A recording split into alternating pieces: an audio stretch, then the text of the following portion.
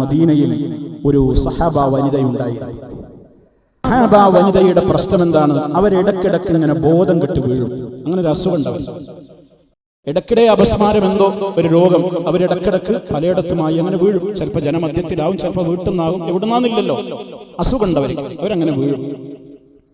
അവർ വല്ലാതെ വിഷമിച്ചു ഇത് കാരണത്താൽ. ഒരിക്കൽ നബി സല്ലല്ലാഹു അലൈഹി വസല്ലമിന്റെ ഈ സഹാബ വനിതയെ സംബന്ധിച്ചുള്ള ചരിത്രം പറയുന്നതിന്റെ മുന്നോടിയായി ഇത് നമുക്ക് പറഞ്ഞു തരുന്ന മഹാനായ അത്വാ ഇബ്നു അബീ റബാഹ് റളിയല്ലാഹു തആല അൻഹു അദ്ദേഹം പറയണേ, മഹാനായ സഹാബി അബ്ദുല്ലാഹി ഇബ്നു അബ്ബാസ് റളിയല്ലാഹു തആല അൻഹു എന്നോട് ചോദിച്ചു, അല്ലാഹുവിന്റെ റസൂൽ സല്ലല്ലാഹു അലൈഹി വസല്ലമിന്റെ കാലത്തുണ്ടായ ആ സംഭവത്തെക്കുറിച്ച് പറയുമ്പോൾ ആദ്യം തന്നെ ചോദിക്കുന്ന എന്താ അറിയോ? അലാ ഉരീക ഇംറഅതൻ മിൻ അഹ്ലിൽ ജന്ന, സ്വർഗ്ഗക്കാരിയായ ഒരു പെണ്ണിനെ ഞാൻ നിനക്ക് കാണിച്ചു തരട്ടെയോ?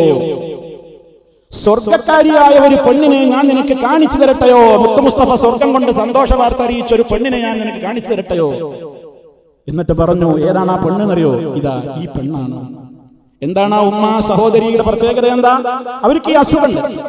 അപ്പൊ അവരൊരിക്കൽ നബി സല്ലല്ലാഹു അലൈഹി വസല്ലമിന്റെ അടുക്കൽ പോയിട്ട് പറഞ്ഞു, അല്ലാഹുവിന്റെ റസൂലേ, ഞാനിങ്ങനെ വീഴുന്നുണ്ട്, എനിക്ക് രോഗശിഫക്ക് വേണ്ടി ദുആ ചെയ്യണം.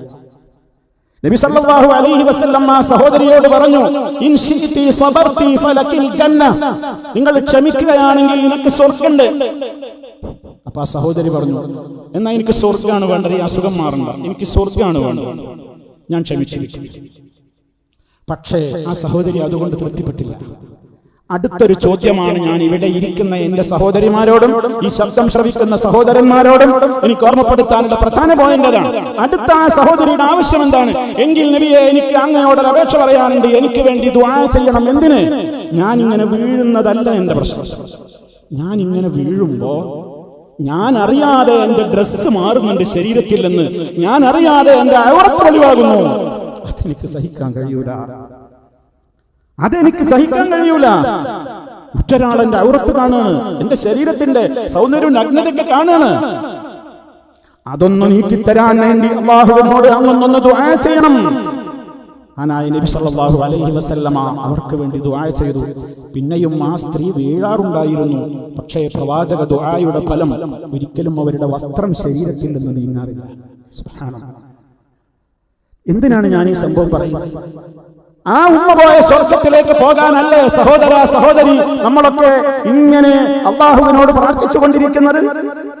ഞാൻ അറിയാതെ എന്റെ ബോഡിയിൽ നിന്ന് മറ്റൊരാൾ കാണാൻ പറ്റാത്ത എന്റെ ശരീരത്തിന്റെ ഒരു ഭാഗം കണ്ടുപോകുന്നത് പോലും ഭയപ്പെട്ട ഉമ്മമാണ്.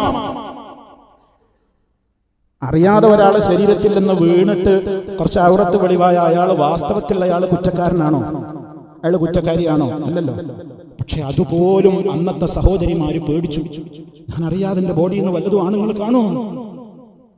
അറിയാതെ പോലും ശരീരത്തിൽ നിന്ന് ഔറത്ത് വെളിവാകുന്നത് ഭയന്ന ഒരു തലമുറയുടെ പിൽക്കാലക്കാരായ ഇന്നത്തെ പെൺകുട്ടികൾ, ഉമ്മമാർ വീട്ടിൽ നിന്ന് മനഃപൂർവ്വം വസ്ത്രം ശരീരം പ്രദർശിപ്പിക്കുന്ന നിലക്ക് ഉടുത്തുകൊണ്ട് പുറത്തേക്ക് ഇറങ്ങുന്നു.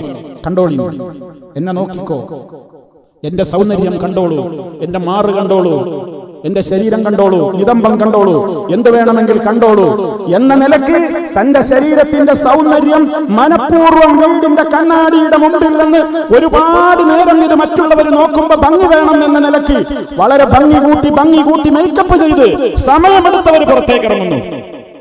മനഃപൂർവ്വം എന്റെ ഔറത്ത് മറ്റുള്ളവർ കണ്ട് ആസ്വദിക്കട്ടെ എന്ന നിയത്തോടെ ഇങ്ങനെ അണിഞ്ഞൊരുങ്ങി പുറത്തിറങ്ങുന്ന പെണ്ണിന് അല്ലാഹുവിന്റെ റസൂല് പറഞ്ഞത് എന്താ പേര്? ചിന്തിക്കണം, ഉമ്മമാര് ചിന്തിക്കണം. നമ്മുടെ മക്കൾ ഒരിക്കലും അങ്ങനെ ഇറങ്ങരുത്. അല്ലാഹുവിന് ഇഷ്ടമില്ലാത്ത ഒരു വേഷത്തിൽ എന്റെ വീട്ടിൽ നിന്ന് എന്റെ മോൾ അങ്ങനെ ഇറങ്ങരുത്, എന്റെ പെങ്ങൾ അങ്ങനെ ഇറങ്ങരുത്, എന്റെ ഭാര്യ അങ്ങനെ ഇറങ്ങരുത്, എന്റെ ഉമ്മ അങ്ങനെ ഇറങ്ങരുത്, എന്റെ ബന്ധപ്പെട്ട ആളുകൾ അങ്ങനെ ഇറങ്ങരുത്. അതിനെന്ത് വേണം? തന്റെ ഇടത്തോടെ റഹ്മാനായ റബ്ബിനെ കുറിച്ച് അവർക്ക് പറഞ്ഞു കൊടുക്കണം. ഉമ്മ, പെങ്ങളെ, മോളെ, ഇത് നമുക്ക് ചേർന്നതല്ല, ഇത് അല്ലാഹു പൊരുത്തപ്പെടുന്നതല്ല. ബോധം കെട്ടി വീഴുമ്പോ പോലും തന്റെ ശരീരത്തിൽ നിന്ന് ഔറത്ത് വെളിവാകുന്നത് പേടിച്ച ഹരികളായ ഉമ്മമാര് പോയ സ്വർഗത്തിലേക്ക് പോകാനാണ് നമ്മളൊക്കെ അള്ളാഹിനോട് തേടിക്കൊണ്ടിരിക്കുന്നത്. അത്രമേൽ ഭയപ്പെട്ട ആളുകൾ, അവരുടെ പിൻഗാമികളല്ലേ നമ്മൾ? അവരല്ലേ മോളെ നമ്മുടെ മാതൃക? അവരല്ലേ ഉമ്മ നമ്മുടെ മാതൃക? അവരല്ലേ പെങ്ങളെ നമ്മുടെ മാതൃക? അവരല്ലേ നമ്മുടെ റോൾ മോഡൽ? അത് പറഞ്ഞു കൊടുത്തുകൊണ്ട് നമ്മുടെ വീട്ടിൽ നിന്നൊരിക്കലും അങ്ങനെ ഒരു കുട്ടി ഇറങ്ങരുത്, അങ്ങനെ ഒരു പെങ്ങൾ ഇറങ്ങരുത്, അങ്ങനെ ഒരു സ്ത്രീ ഇറങ്ങരുത്. നമ്മൾ വസ്ത്രം വാങ്ങിക്കൊടുക്കുമ്പോൾ അങ്ങനെ ശ്രദ്ധിക്കണം. പലരും ഇന്നത്തെ ട്രെൻഡ് അനുസരിച്ച് നമ്മളോട് വസ്ത്രം ആവശ്യപ്പെടും. ആ വസ്ത്രം ആവശ്യപ്പെട്ടാലും നിങ്ങളുടെ പോക്കറ്റിൽ നിങ്ങൾ അധ്വാനിച്ച പണം കൊണ്ട് നിങ്ങൾ ആ വസ്ത്രം വാങ്ങിക്കൊടുക്കരുത്. കാരണം ആ വസ്ത്രം വാങ്ങിക്കൊടുത്തതിന്റെ കണക്ക് ഈ മക്കൾ നാളെ പരലോകത്ത് നിങ്ങളെ ചൂണ്ടി പറയും, ഇവരാണ് എന്നെ നശിപ്പിച്ചത്, എന്നെ തിരുത്തേണ്ടത് തിരുത്തിയിട്ടില്ല ഇവര്.